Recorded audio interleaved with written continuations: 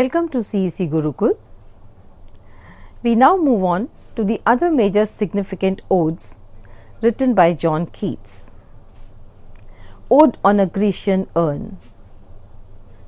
The most beautiful ode.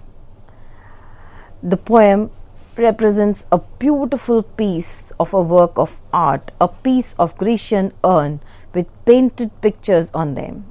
How Keats look at the pictures and how he perceives each one of them is the beauty of the poem.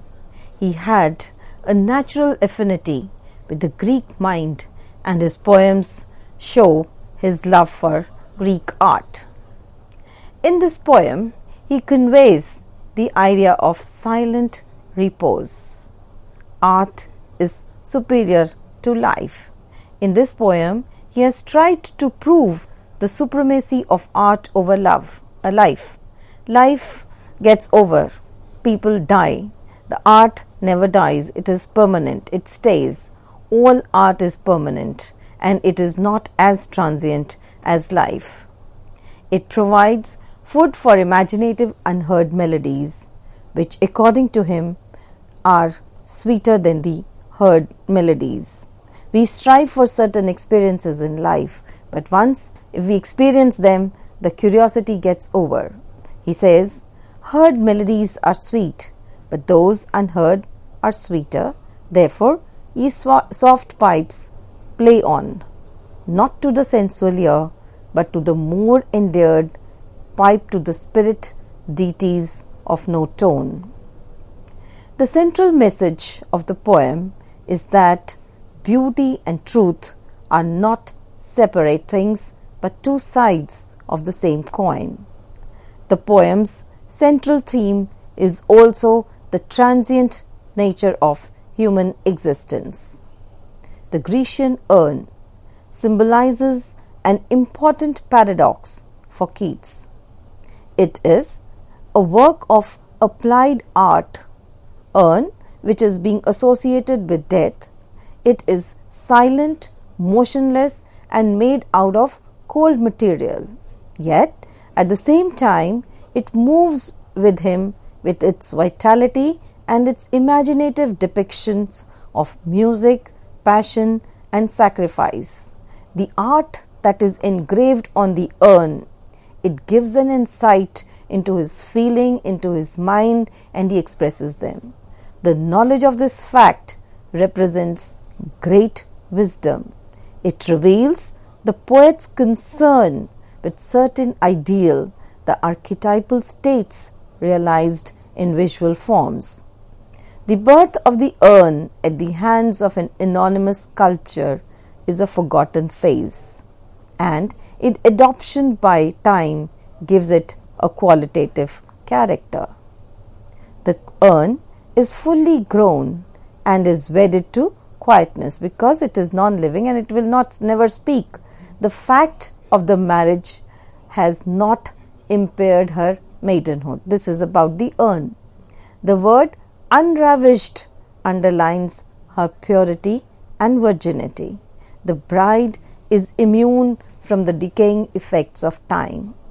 The bride, with her unspoilt freshness and purity, has escaped time. She is no longer a child of time, bound reality, but fostered by eternity, because it is a piece of art. The urn embodies in its shape the hallowed history of the past, when the forest branches were holy, when earth and heaven were not separated. The role of a historian is assigned to the urn not simply because of its immemorial age, but also its human artifact. The super ardent vitality exhibited by the carved figures resembles human passions, and yet the figures belong to a different reality. The mysterious silence is suddenly broken by an ecstatic sound. The poet alone is able to pass from a state of non-comprehension to an increased understanding. He suddenly realizes and he visualizes. The antithesis between heard and unheard melodies is followed by an epithet soft, which has a sensuous suggestion and gives an unearthly sound. As I told you in the beginning, that Keats' appeal to all the senses is remarkable. So the unheard melodies are sweeter, not merely because of free imagination and uninterrupted communication, but the music played on the urn's piper represents an archetypal perfection to will all earthly music fails. Time is completely annihilated and replaced by duration, which implying persistence. The recognition of the permanence of the urn is qualified by an uncertainty that the ardor experienced by the immortal lovers may lack the pulsating warmth of human passions. More happy love, happy love, forever firm and still to be enjoyed, forever panting, forever young, all breathing human passions far above, that leaves a heart high sorrowful and cloyed, a burning forehead and a parching tongue. This piece of art, this sculpture will always remain the same. The lover will always be panting for his beloved. The inconstancy of the beloved will never take place as it had taken in the life of John Keats personally. The human passions have a throbbing vitality, but the poet is also painfully aware of the laws to which the phenomena belonging to cyclic nature are subjected to. In the first stanza, the speaker stands before an ancient Grecian urn and addresses it. He is preoccupied with its depiction of pictures frozen in time. He also describes the urn as a historian that can tell a story. Looking at the urn, you can visualize the time that, those were the happy times. The flute player was playing the song, the lover was running after the beloved. That can happen only when the times are peaceful. He wonders about the figures on the side of the urn and asks what legend they depict and from where they come. In the second stanza, the speaker looks at another picture on the urn, this time a young man playing a pipe, lying with his lover beneath a glade of grass. The speaker says that the piper's unheard melodies are sweeter than the mortal melodies because they are unaffected by time. You don't know what he is saying, but he is saying something very sweet that you can make out from the expression that he has on his face. He tells the youth that though he can never kiss his lover because he is frozen in time, he should not grieve because her beauty will never fade. In the third stanza, the beauty will not fade and she will not be inconstant in love at the same time. In the third stanza, he looks at the trees surrounding the lovers and feels happy that they will never shed their leaves. They will never face the autumn season. The trees are never going to die. The leaves are never going to fall. So the environment will always be green. The nature will always be green. The lovers will always be happy. The flute will be playing always a happy song. He is happy for the piper because his songs will always be new. People will not get bored and people will not criticize, as he himself was facing a lot of criticism when he was writing. And happy that the love of the boy and the girl will last forever, unlike the mortal love, which lapses into breathing human passion and eventually vanishes, leaving behind only a burning forehead and a parching tongue. This is Ode to Autumn. It was again, given to autumn season. He is worshipping the season. The poem expresses reverence and awe for the great changes wrought by nature as autumn brings its riches to the landscape.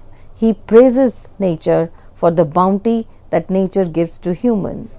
The theme of this poem is that change is both natural and beautiful. In this poem, he acknowledges that time passes by, but also asserts that this change usually yields something new and better than what came before. This ode is addressed to the season. It is the season of mist, and this season fruits is ripened in collaboration with the sun.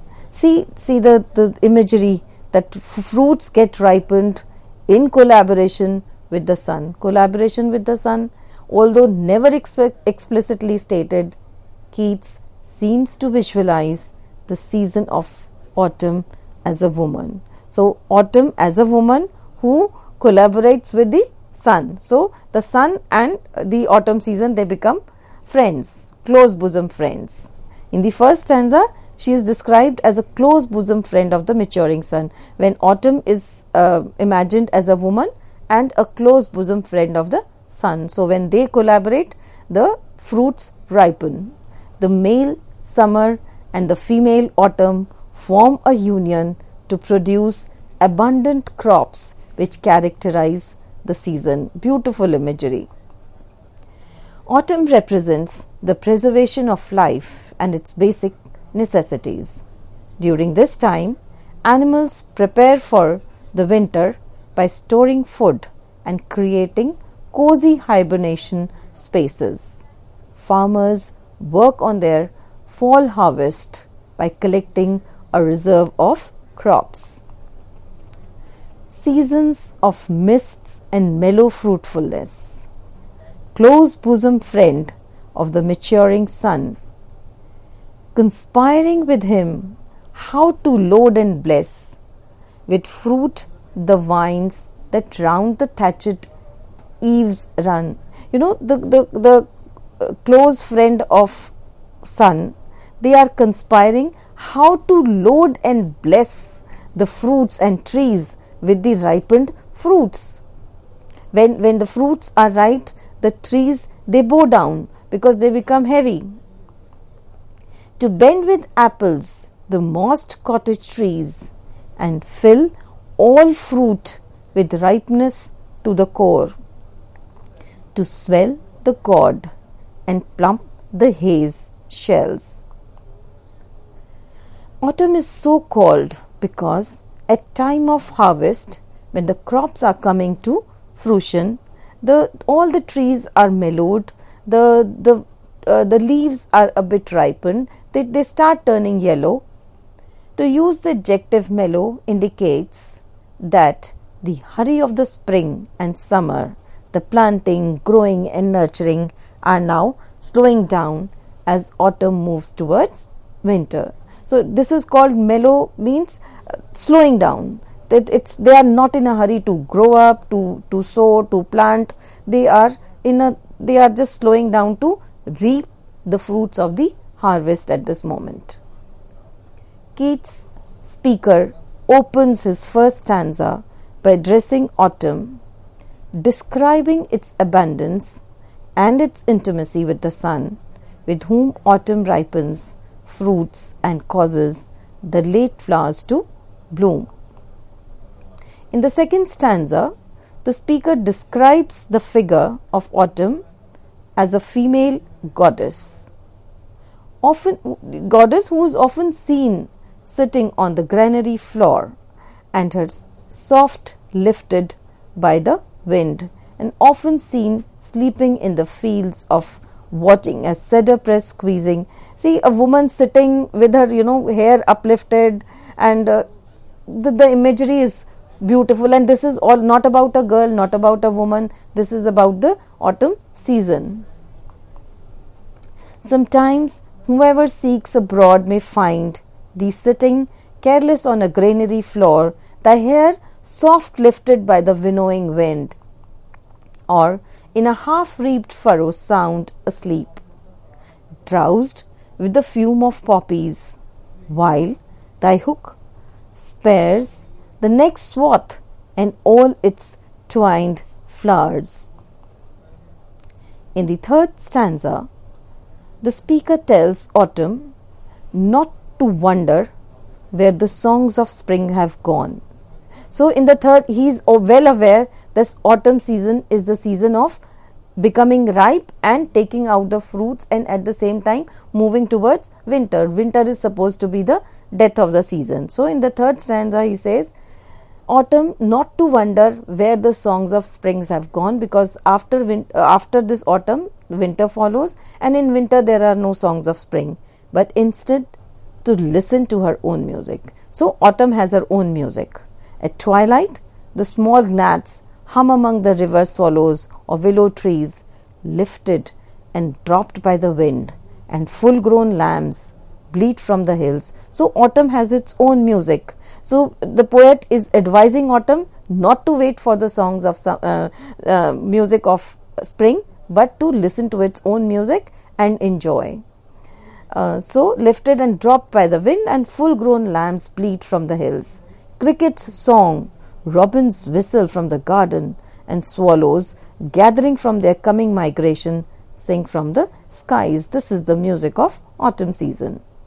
Where are the songs of spring? Where are they? Think not of them. Thou hast thy music too. You don't think about the song of spring. You have your own music. While barred clouds bloom the soft dying day, the touch the stubble plains with rosy hue. So this is the a song to autumn season. Now we have seen an ode to Psyche, ode to autumn. Now we move on to the song of a bird. He has given his reverence, his ode, his praise even to the song of the bird, which pours her heart out to human beings.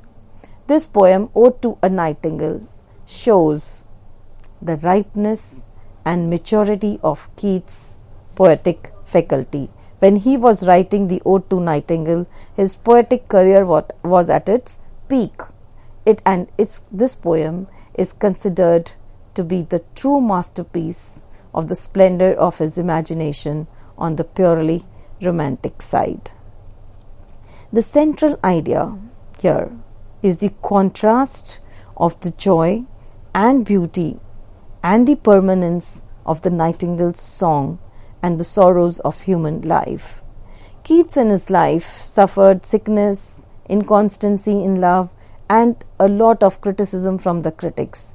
So he was basically hurt from his heart, and wherever he sought happiness was in the natural surroundings, in the songs, in the picture, or in the form of art. Throughout his poems we see a note of pessimism, and he expresses his desire to die, to seize upon midnight with no pain. Keats actually wanted to die without any suffering. He didn't want to go through sickness or old age, and he wanted to die. This poem was written immediately after the death of his brother, and also when Keats himself was suffering with tuberculosis. That time it was untreatable. This poem expresses a deep personal experience. To prolong a task seems the only measure of escaping from awareness. So he wanted to get away from awareness, get away from senses. He wanted to become unconscious. In one poem he was teaching how to deal with sadness without being intoxicated. Here he wants to get intoxicated. Wine serves as an agent of transformation. At the same time, the wine is the essence of fruits on earth. So at one time he wants to fly away. On the next stage he wants to have his feet on the ground. Each image under the influence of wine is tasted before it is passed on to the reader. The poet seeks to escape from consciousness, to achieve a state of ecstasy, and the commitment involves a severance of earth's ties. My heart aches and a drowsy numbness pains my sense as though of hemlock I had drunk. The moment he hears the song of the nightingale, He feels that he has taken some kind of an opium or emptied some dull opiate to the drains. 1 minute passed, and Lethwards had sung, "It's not through envy of thy happy lot." So the moment he hears the song of the nightingale, he gets intoxicated and he goes into the world of imagination. In this process, the richness and the selfless characteristic of earthly ties is revealed to him. The sunburnt country people, their merrymaking dance and song shows the beauty of corporate existence, which is in sharp contrast to the morbidity generated by self-renunciation. The desire to forget earthly realities and living in perpetual state of trance is here replaced by eagerness to participate in the lives of these simple folk and share their mirth, and the prayer for self-annihilation gets a total new orientation when he is talking about the song of the nightingale. It implies a total new approach to poetry, a return to the vitality and amplitude of the human songs. Oh, for a draught of vintage that had been, cooled a long age in the deep delve earth, tasting of flora and the country green, dance and provincial song and sunburnt mirth. So he has taken opium which is deeply rooted in the fruits which are grown from the ground. So even in his imagination, he does not want to lose his footing on the ground, that is on reality. The darkness of the forest is in contrast to the bright, sunny world of the country, people and the colorful richness of wine. The ideal world that he desires is placed in sharp opposition to the human predicament, to the scene of mutability and his aspirations focused.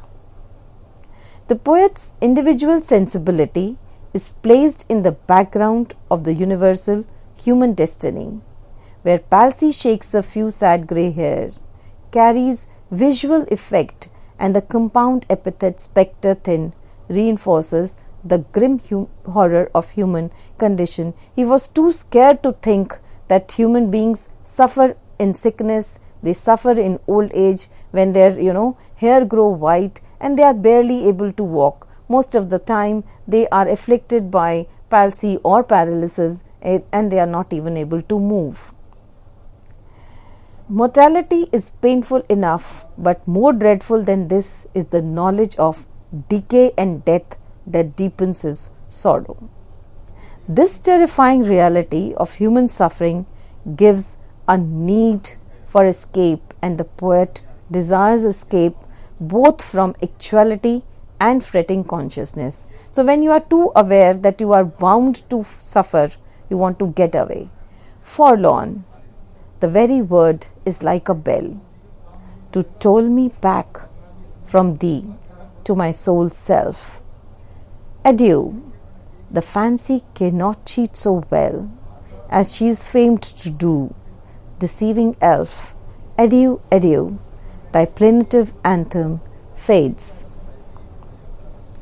The tone of the poem rejects the optimistic pursuit of pleasure found within Keats' earlier poems and instead explores the themes of nature, transience and mortality, the latter being particularly relevant to Keats because he was ill, he was a doctor, he knew that he was going to die. The nightingale described experiences a type of death that does not actually die. When writing this poem, Keats was aware that he himself had started to experience the first symptoms of his disease, that is, the decaying of the human body.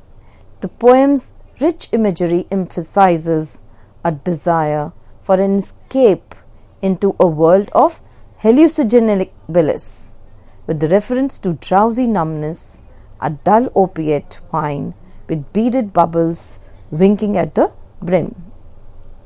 Wanting to escape from the pain of pain reality, the poet begins to move into a world of imagination or fantasy. This is the main theme behind writing this ode. In Ode to a Nightingale, Keats uses the symbol of the nightingale to represent the song of the nightingale to represent immortality, because even if the nightingale dies, the song is immortal. The speaker notes how the bird will live forever through its song, which it has learned from its ancestors and will pass down to its descendants. It has been singing, it is singing, and it will continue to sing forever. The song is never going to die. The Ode to a Nightingale is a romantic poem like Keats' other odes and deals with a world and experience which are different and remote from the real ones. It presents a contrast between the real world and the world of imagination, between the world of human being and then that of the nightingale. In the poem Ode to a Nightingale by John Keats, it expresses a romantic nostalgia for the past and alludes it several times. Ties this in with the idea of beauty, joy, calm and pastoral scenery. In this, Keats appears to express an overpowering urge to run away into escapism. Every poem that he wrote deals with a problem of his own. It is neither for the sake of criticism nor to apprise the people or any society. He neither gives any message or any advice to the reader. The poetry he wrote is purely romantic, and he wrote purely for the sake of poetry. It is one of the major factors that makes him a complete romantic poet. He has been bestowed with the wonderful power of imagination. John Keats is the most romantic and the most escapist of his contemporaries. When he remains failed to face harsh reality of life, he finds pleasure in his imagination, where he creates a world of his own. He enjoys his own company. He enjoys the company of birds, flowers, landscape, mountain, river in his own imagination. They are full of feelings and wisdom. The account of experience speak straight to the hearts of men by the heart of a man. This account is contained in highly concentrated language. Each sentence is put to work in the most advantageous way. It is rich with all the possible meanings relevant to the theme. Beauty was the pole star, and our beauty is a thing of joy forever, and he identifies beauty with truth. According to his poetry should be the incarnation of beauty and not a medium for the expression of religious or social philosophy. The world of beauty is an escape from the dreary, painful effects of ordinary experience. Realities of life are painful, and only imitation can console the soul. Beauty of art has been glorified, and the sad realities of life have been degraded in his poems. He was an English romantic poet, lyrical poet, whose verse is known for its vivid imagery and great sensuous appeal, and his reputation grew much after his death. Although he died at the age of 25, Keats had perhaps the most remarkable career. He published only 54 poems and in 3 swift volumes. Shelley wrote beautiful lines after he died. He wrote a poem called Adonis, and he wrote very beautiful lines. I quote, "The loveliest and the last, the bloom whose petals nipped before they blew, died on the promise of the fruit."